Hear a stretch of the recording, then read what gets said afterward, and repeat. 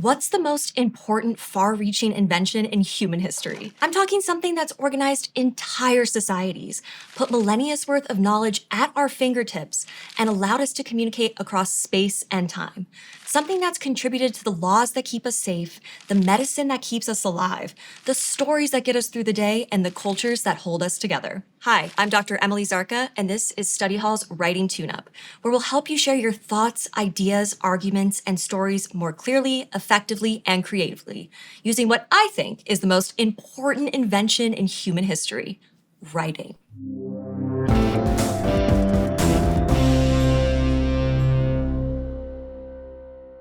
Look, if you thought that was kind of a lame reveal, you could chalk it up to bad writing. Stay tuned for the end credits to know who to blame for that. But think about it, writing is so many different things. It's a physical act of making marks on paper or tapping on your keyboard. It's a technology that shaped the world by giving us everything from modern medicine to Emily Henry. It's a form of communication, like talking or sign language. And it's also a cognitive process that shapes our brains as we wonder about things, think critically about answers, and wrestle our thoughts into something that finally makes perfect sense. But writing is also changing. Because these days, generative AI can spit out that email, or even that heated rivalry fanfic on AO3. So in a world where AI can produce stuff for us, what is writing actually for? This series is here to help you answer that question and give you some tools for writing more effectively with clarity, creativity, and confidence. Let's start from the beginning. To figure out what writing is for now in the age of AI, we can look back at why we started doing it in the first place. Writing is old. The oldest writing system we know about now dates back to around 3500 BCE, 3,500 years before we had paper, 5,000 years before Gutenberg's printing press, and 5,500 years before the AI helper that lives in your Gmail. In ancient Mesopotamia, people used clay tokens to count goods and record transactions. And that token system evolved into a script called cuneiform, which people marked on clay tablets. Sometime in the following centuries, the clay tablet accountants started doing something pretty wild: signing their names. That forced cuneiform to expand beyond transactions into a whole written language.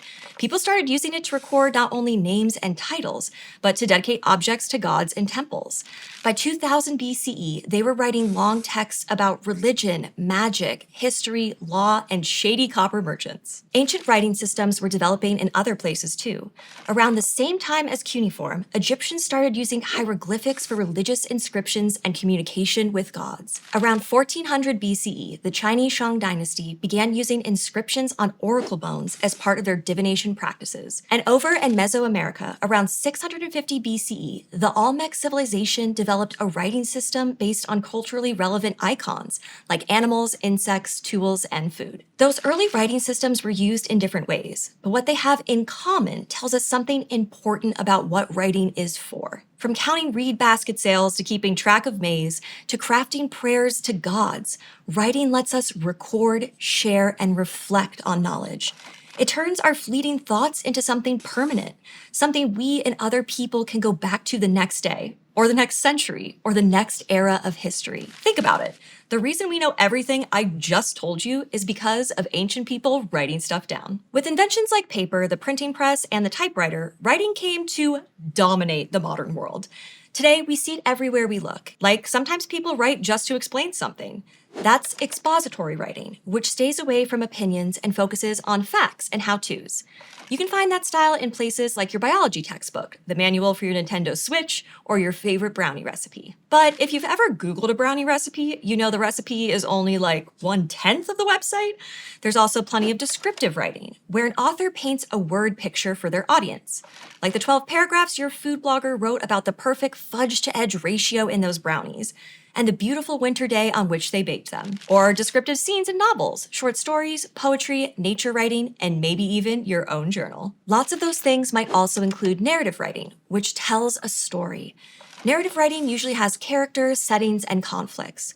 Novels, short stories, biographies, epic poems, even history books are full of it. And if that brownie blog explains the years-long process of perfecting the recipe, it might be too. But hold on, you can't just tell me this is the perfect brownie recipe. If you want me to buy a $25 bottle of Madagascar bourbon pure vanilla extract, you're gonna have to convince me it's worth it. That's where persuasive writing comes in. where the author tries to convince the audience of a position or belief. Persuasive writing is useful for brownie evangelism and other stuff like letters of recommendation, op-ed pieces in the newspaper, and the 35 ads on the sidebar of that recipe. Expository, descriptive, narrative, and persuasive are the big four when it comes to writing styles. But many kinds of writing, like recipe blogging, will pull elements from all those categories. For example, academic writing, the kind you do in school or read in academic journals, can explain concepts and try to persuade you of a conclusion. Legal writing does the same thing, laying out the law and telling you how to interpret it. And marketing or PR writing might explain a product or mission and convince people to buy in. Creative writing, which includes everything from poetry to fiction to creative nonfiction to screenwriting, might describe a scene and tell a narrative story at the same time. And journalistic writing, which reports on newsworthy real-world phenomena, might do all that, plus some explaining and persuading. Knowing all that can be really helpful for making your writing more effective. Like, different types of writing have different styles and conventions. Often, journalism keeps things direct to get the facts across, while creative writing can be more flowery, to make you feel something. If you're too academic in your blog post, you might not connect much with amateur brownie bakers. If you're too expository in your novel, it's probably not going to be a very engaging book. But none of that says anything about why you need to be able to recognize and use different types of writing. These days, you could ask AI to write your brownie blog post or your flowery poem. It would be able to produce something that uses the style and conventions of whatever type of writing you're going for. And it would do it faster, easier, maybe even more clearly than you could. So then our question remains, what is writing for? And do we actually need to do it? Turns out this isn't the first time people have asked those questions. Back around the 3rd century BCE, the Greek philosopher Socrates saw writing getting more and more popular, and he thought it was a terrible idea. Back then, big ideas were mostly communicated through oral storytelling and verbal debate. If everyone started writing, Socrates said, they'll lose all that wit, memory, and improv skill. And human communication, even the human mind, will never be the same. Obviously, no one listened to Socrates, because writing had huge benefits, like giving everyone access to more information, ideas, and stories than they would have had otherwise. But he wasn't totally wrong. Experts think that being able to write stuff down might have reduced our capacity for the kind of rote memorization that would let you recite the Odyssey, which explains why I'm reading this off a teleprompter. And even today, some scholars worry that writing down the oral stories of indigenous peoples can take away from the original meaning and significance of those stories. Writing helps preserve the stories, but it misses important elements like rhythm, melody, movement, and music that make them what they really are. So writing did change the game, but that doesn't mean writing is bad.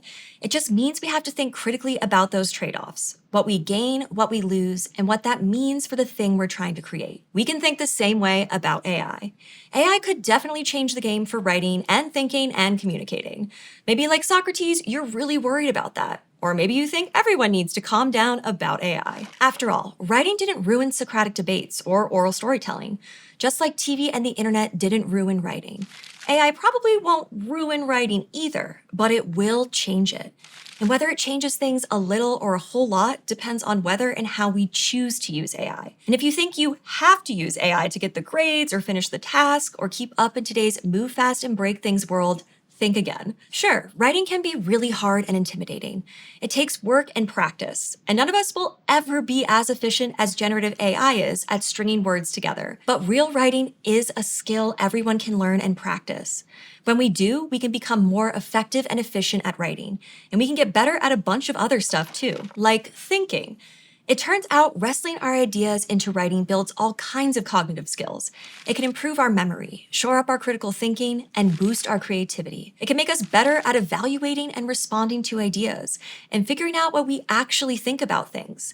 It can make us more empathetic as we try to put ourselves in our readers' shoes. And it can even make it easier to manage our own feelings as we get used to describing emotions and experiences. All of that matters.